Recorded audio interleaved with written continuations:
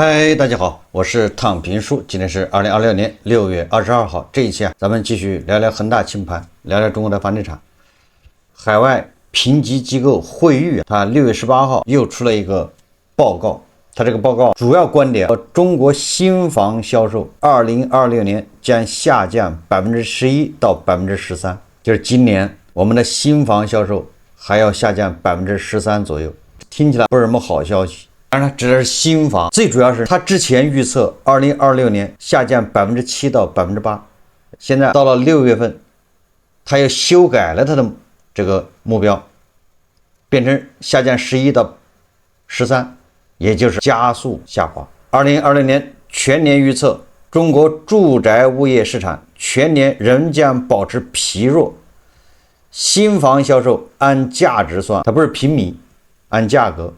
同比下降11%到13%，就是新房的銷售額啊，應該這麼說。理由呢？2026年前5個月新房銷售下降14.1%， 4月降幅曾收窄至6.4%，但5月份又擴大至9.5%，顯示復甦的勢頭脆弱短暫，無法形成自我強化。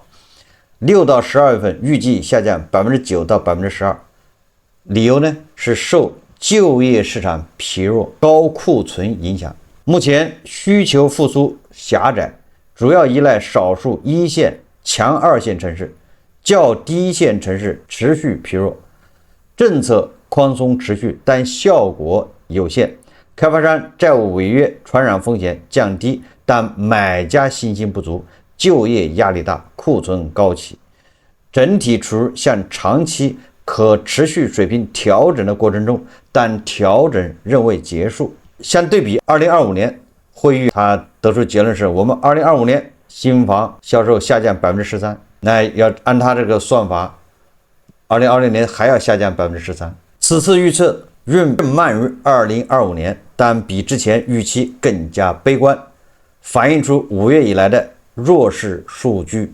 這個惠譽認為，市場有少數強勢地區支撐，而非廣泛的需求回暖。政策繼續寬鬆，新項目推出可能幫助收窄降幅，但難以逆轉整體方向。總體上，這份報告是惠譽對中國房地產開發商住宅市場的常規更新，發布於2020年6月18號。它延續了惠譽對大陸樓市弱復甦、緩慢築底的謹慎基調，強調調整仍將繼續，政策支持尚未帶來可持續改善。這是最近國際機構對咱們樓市的一份新的一個評價。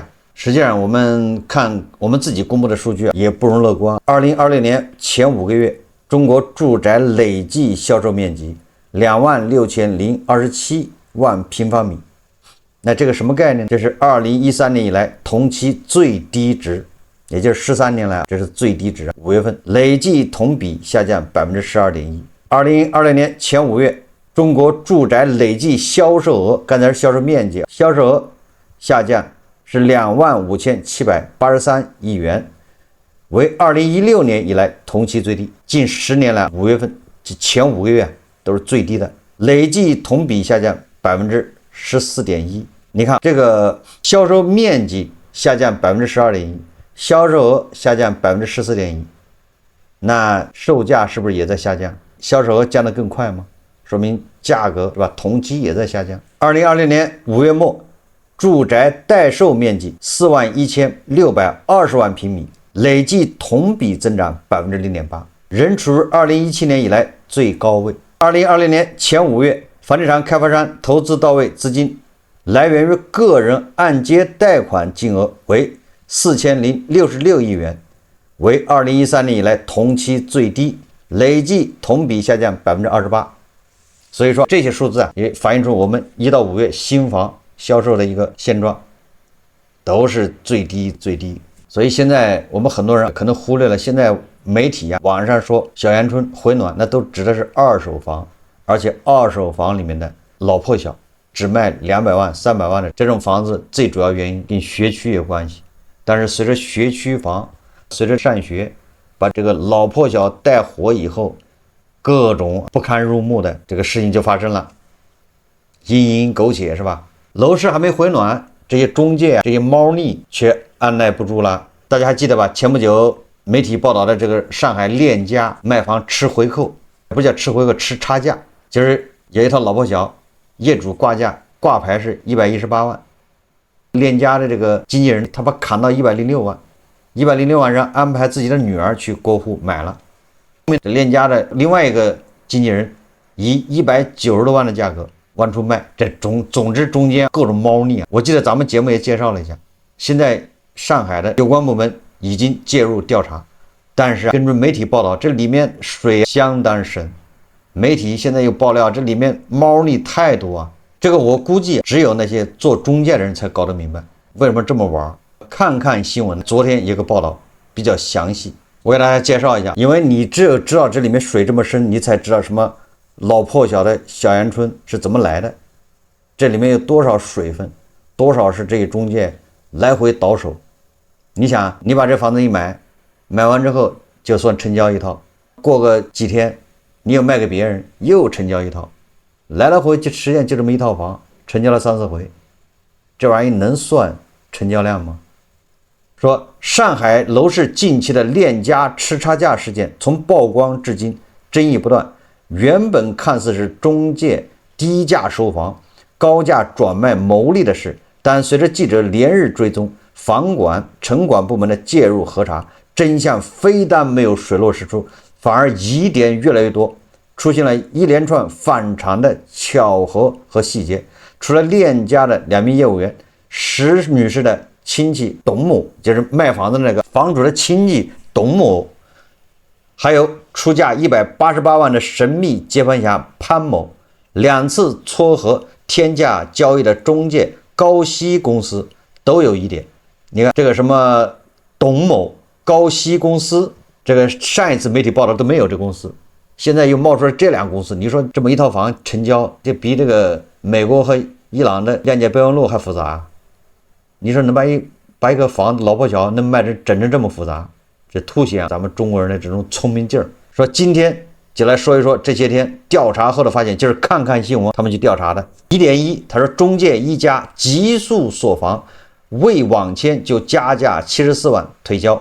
整件事的開端幾乎是最容易理解的。6月7號，上海嘉定的業主石女士將曹安公路2047號一套41平米的頂樓房源通過鏈家掛牌，在參考了鏈家給出的周邊掛牌均價後，他將掛牌價定為118萬。之後就是大家都已經知道的鏈家中介李某會從中傳話議價，把118萬掛牌價談到了106萬。李某會女兒是買家，李某會丈夫打定金，結果鏈家中介吳某雄更離譜，這套房還沒完簽，他就加價74萬，以180萬的報價往外推銷，還真有客戶願意接單。按鏈家的情況說明，李某會和吳某雄沒有合謀串通。那麼作為這套房子的掛牌業務員，吳某雄在知道這套房子應該能報180萬的情況下，為什麼不早點提出來，而是等到106萬的價格塵埃落定之後再另行推銷？如果李某會、吳某雄沒有合謀串通吃差價，那麼吳某雄要繳還這一單的目的又是什麼？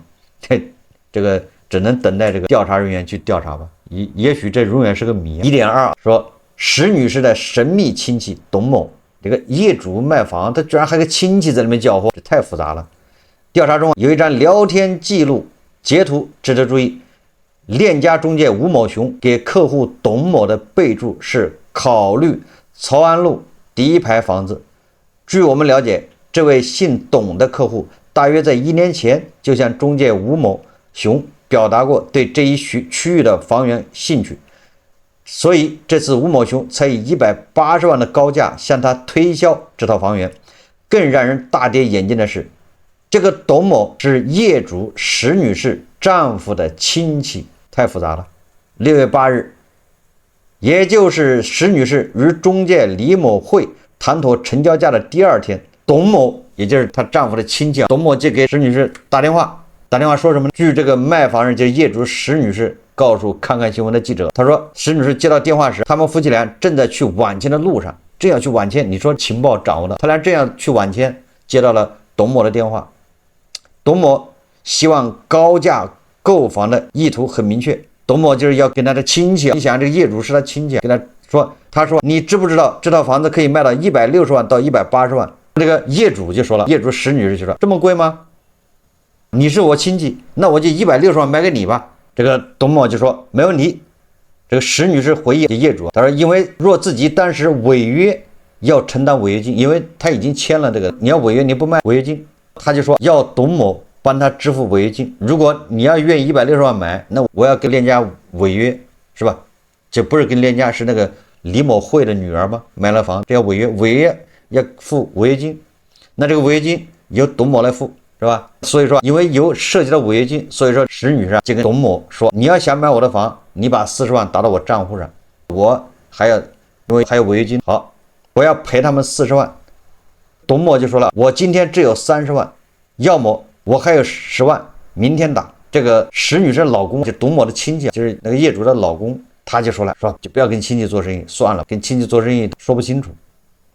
雖然160萬的價格很誘人，但是鏈家這邊交易已經達成，定金都收了，石女士還是依約完成了晚簽，也就是明知道人家160萬願意買，差了這個時候就差54萬，但是他一想40萬的違約金交了，那你也沒多少了，對不對？所以說石女士這就還是把它簽了。然而就在晚簽完成的第二天，6月9號，石女士接到了另一家中介公司叫高息地產打來的電話，對方自稱是董某的朋友，說他受董某委託來幫石女士賣房。你說這叫什麼話？石女士回憶說，高息地產中介說你這個房子賣虧了，我給你賣就是180萬，我的客戶就在這裡。高息地產跟那個業主石女士說，你看現在我就有人要買180萬。那個董某跟石女士說了，他看樣子也不是撒謊，是吧？說你這房子值160萬到180万，你知道嗎？結果第二天那個中介就找上門了，這個高息地產，哇，你賣虧了，我這180萬人就在這兒，明天我叫他給你打50萬定金，你先去違約，把房子違約掉，再來簽剩餘的合同。那你說高息地產為什麼這樣？你高息地產對吧？那你180萬你從那個李某慧的女兒手上買不就完了嗎？就是說這不好理解，对不對？你為什麼揪着石女士？她房子已經賣給了李某慧的女兒，那你跟李某慧女兒談不就完了嗎？我這有人180萬要買，你讓不讓？那李某慧的女兒倒手就賺多少？就賺了一個74萬了，這中間利潤分一分，對不對？李某慧的女兒不願意賣，那190萬賣不賣？才2天的功夫就淨賺84萬。所以說他這個高息地產為什麼就緊盯着這個石女士來，非要讓他違約？非常有意思啊！我們不是做這一行的，不知道中間貓膩。這個高息地產業務員在被房管城管部門約談時也提到，當時小董跟我說的意思就是那個業主她老公的親戚啊，小董跟我說的意思就是不行就找個真實客戶，買完房子之後讓石女士去違約。但是一開始是想賠鏈家錢的。高息的中介人員還給石女士發去了一張聊天截圖，正是鏈家中介吳某雄向董某以180萬推銷自己房源的聊天記錄。鏈家同一家門店的2名業務員，一個低買一個高賣，讓石女士氣不打一處來。那這個時候石女士實在受不了了，同一家鏈家，結果你們就這麼玩，一個壓我的價格壓到106萬我賣了，現在又在180萬再賣。所以6月10號，石女士前往鏈家門店要求解除婉約。面對吃差價的指責，中介李某慧迫於壓力也同意了和石女士辦理無責解約，就是也不用賠違約金了，石女士無需賠付定金。經過記者多方核實，石女士的親戚董某家裡本身已在該棟樓持有房源，也就是他那個親戚董某在跟着石女士他們家那一棟樓裡面，他們家就本身就有一套房，他為什麼還要買這樣的房子呢？不但委託中介幫忙物色，還寧願自掏40萬也要讓石女士解約。另外，董某明明手握鏈家高價推銷的關鍵證據，為什麼自己不轉給石女士，而是通過高息地產轉發？也這個吳某雄不是董某在推銷嗎？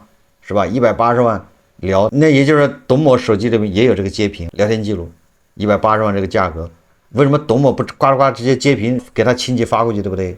你看看人家都賣180，是不是？为什么讓中介去发？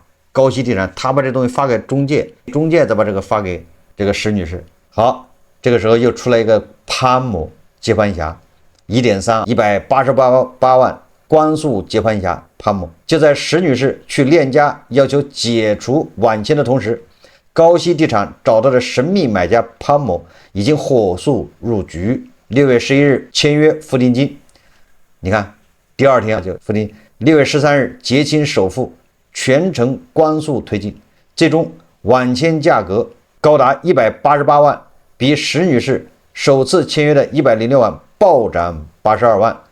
和附近幾家中介的詢價，不難發現，石女士家所在區域的房源此前平均單價不到3萬，它40平嘛，3萬也頂多就120萬到頭了。為什麼炒到了188萬？買家潘某的出價單價接近4.6萬，溢價超50%。他究竟是冤大頭接盤俠，還是另有隱情？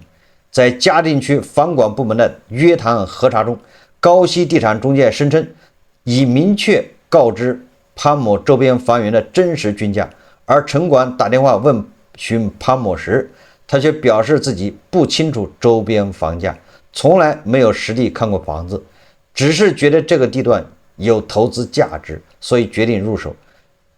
這個估計是看媒體報道看多了吧？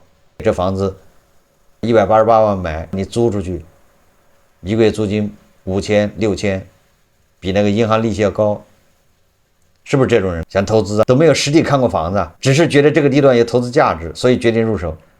你說誰家買房子這麼188萬就這麼草率，都不去實地看看就出手，這是對吧？皮褲套棉褲，必有緣故。而如潘某通過話的城管調查人員也告訴記者，潘女士傳承話術統一，仿佛是在照着稿子念。中介言之鑿鑿，已告知高價買房風險，買家全盤否認知情。那到底誰在撒謊？又是出於什麼目的呢？這是1.3、1.4同一戶型房價暴漲，高價成交不止一單，且同樣一波三折。也就是說，這樣的事情還不是孤立，不是這一例，而是好幾例，而且好幾例的手法跟這個石女士賣房這個一模一樣，都是一波三折，都是先成交後違約，違約再成交。玩什麼？你想想，那這就不是什麼孤立的，這是有一批人在裡面不知道搞什麼。我們接着看，為了說服石女士將低價挽簽解約，高息地產曾告訴石女士，其同戶型房源在今年5月曾以194.5萬的天價成交，你看比180萬還多14萬，戶型是一樣的。結果有關部門通過查找，嘉定區房管局還真找到了這筆交易的信息，還真是194.5萬，還真現在正在辦理過戶，這還是真實的。記者也聯繫到這套房子的房東，對方表示交易的過程與石女士一樣，也是經歷了簽約、解約再簽約的過程，而且最終也是通過高息地產成交。你看看都有高息地產。這位賣家在電話中是這樣說的，我前面是給小牛看房，也就是中介172萬賣給他，他說這個是最高價了，不能再高了。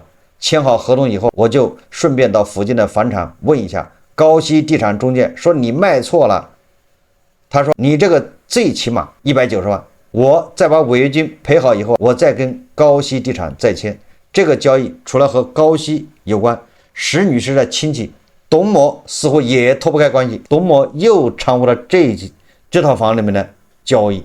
在房管部門的約談中，高息地產的中介人員表示，這套房子買家滕某與董某認識，因為在聊天時，董某曾提到過195萬是我朋友買的。不過當記者試圖核實這個細節時，聊天記錄截圖上董某的這句話卻消失了，也就是他把P掉了，或者是撤回了。總之啊，你看石女士的老公的親戚董某，他本來就在那個區域，就在那一棟樓裡面有一套房，完了之后他就還委託高息地產，委託什麼鏈家的中介，你給我學摸哪兒有房，這附近還有誰要賣房，我來買。這是為啥呢？到底在搞啥？好，在調查中也有人猜測這一片區域房源價格異動，或許與最近網上盛傳曹安公路這一排老破小可能要拆遷有關。那怪不得了，有人提前得到消息了，這一帶要拆遷，所以說誰要賣房，我把它買下来，或者是這是機會。不過記者多方了解確認，這裡近期沒有動遷或者原拆原建的計劃。曹安公路第一排也不存在道路拓寬、地鐵建設等變化。這種無利好支撐的房價非理性跳漲，完全違背樓市正常邏輯。能僅僅以市場行為一言蔽之嗎？也就是這個明顯不合理，皮褲套棉褲，必有緣故。另外，董某高息地產似乎與多筆天價交易有關聯，還不是這一筆，好幾筆，中間的套路非常相似。先多方了解房源信息，通過高溢價引導賣家解約，再通過關係人入局，快速達成高價成交，再以此為案例物色下一個房源，人為制造片區房價暴漲的假象。所以我就在想，這張蘭定律是一個中介這麼操作嗎？如果有懂這一行的出來講一講，我想你這個中介這麼聰明這麼操作，別人就不會嗎？別人也是這樣，是不是這個行業的潛規則就這麼在炒房價？所以說什麼這個城市二手房房價漲了，交易量漲了，是怎麼漲的？這裡有多少水分？就這樣。所以說現在一說房價漲了，就一頭扎進去，這些人必然要為自己魯莽的行為要買單。房價就這麼漲的。採訪中，記者還注意到這樣一個細節：兩筆天價交易的買方都通過同一家銀行辦理了商業房貸，並且沒有使用公積金。這一擲千金高價買老破小的目的到底是什麼？是不是這些人想抄底入局，房價炒起來再賣？但是那老破小的已經4萬7一平米了，還能往哪兒漲呢？这個看看新聞，最後他說信息差黑洞，誰在收割普通購房者？事件發酵後，鏈家官方通報否認吃差價，稱74萬高溢價係經紀人吳某雄個人編造，並無真實成交之稱。但是人家房管部門都已經查到了，對吧？還有194萬成交的呢。同時辭退2名涉事經紀人，處罰門店負責人。鏈家的違規是無疑的，但事件真相似乎並沒有這麼簡單。重重疑團似乎在暗示，這不像是單個中介違規個案，而是一套依托樓市成交信息差運轉的牟利產業鏈。那麼誰在刻意炒作片區拆遷謠言？多筆天價交易會不會是刻意做高房價的刷單行為？神秘買家、投資客、中介之間到底存在什麼利益關聯？被刪除的聊天記錄、被培訓的話術背後，還有多少不為人知的隱情？其實自去年8月起，鏈家取消房源歷史成交價公示後，各家中介就紛紛效仿。現在普通業主、購房者都沒有途徑直接查到區域內房源的真實成交數据，只能被動採信中介說的市場價、參考價。二手房市場公平交易的基礎本是信息公開透明，但如果買賣雙方都查不到真實成交價，全憑中介說了算，那就確實不能排除存在投機者和中介串通，編造利好，操控房價，收割信息差紅利的套利遊戲，而最終受害的是普通購房者與業主。端午節相關部門已啟動調查，一起等待調查結果的公布。首先，我不是房地產中介這行業裡面的，但是咱們的去推理。首先第一個，我可以肯定這玩意就跟那個炒胡适概念股一樣，講故事引那些不明真相的人進來。那他怎麼炒？比如說董某，他說潘某是吧，可能是他朋友，潘某在那念稿子，最終188万買的这個人，那他為什麼這麼高的價格來買？那肯定是聽了故事。這個地方要拆遷，一拆遷6萬，要補償多少？你看我就有一套，他把所有低價成交的全部掌握在手上，通過高息地產，通過链家片區的所有的房子，只要低於180萬，誰賣你就告訴我，他就打電話，或者是高息地產就打電話去把你攪黃，告訴你賣低了。為什麼？你看剛成交了一套190萬、160萬，你只賣了106万，你賣的太便宜了，把一攪黄，那最後搞来搞去谁想買？你反正最後成交價都是180万以上，這樣是不是就讓那個地方的房子全漲起來了？給人造成一個假象是吧？哎，這房子都是4萬6一平米以上，就是這個價。你這個價格這一漲上去，很多房東賣房的時候，他預期就漲上去了。誰通過這種來控制當地的房價？但是它有什麼好處？最主要是不是你費這麼大的力，出力不討好啊？这個玩意你得解釋是吧？這個董某、高息地產它到底有什麼好處在裡面？難道他們手上握有大量的籌碼？是不是他們已經加槓桿是吧？在那兒買了好多低價收了好多房子，去年收的或什麼時候收的，現在開始炒，讓很多这些炒概念股啊、炒拆迁，很多不明真相人就進來了。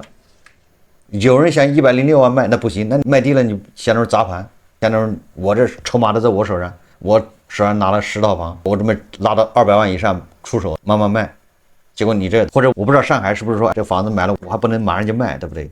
是不是還得過1年或者2年才能賣，或者有時間限制是吧？相當於我手上籌碼還是在這叫什麼？沒解禁的時候不能砸盘，誰賣的低就把它攪黄，讓它賣得高。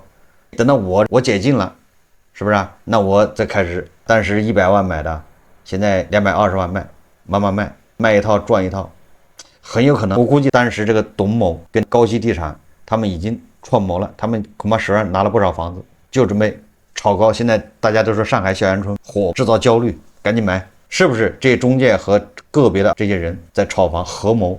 所以說啊，我們有很多人焦慮是吧？一看房價漲了，以為漲了，其實沒有。到現在了，還有人指望這玩意賺錢，發家致富。你說都是些什麼人？如果輕信了他們，小陽春着急焦慮一下去買房，你這樣就完了。所以我一直說，明年這個時候，很多今年買房的都要後悔。你是被人忽悠的。除非你是以消費的心態買，也無所謂。你買的奔馳現在的價格都腰斬了，不也無所謂嗎？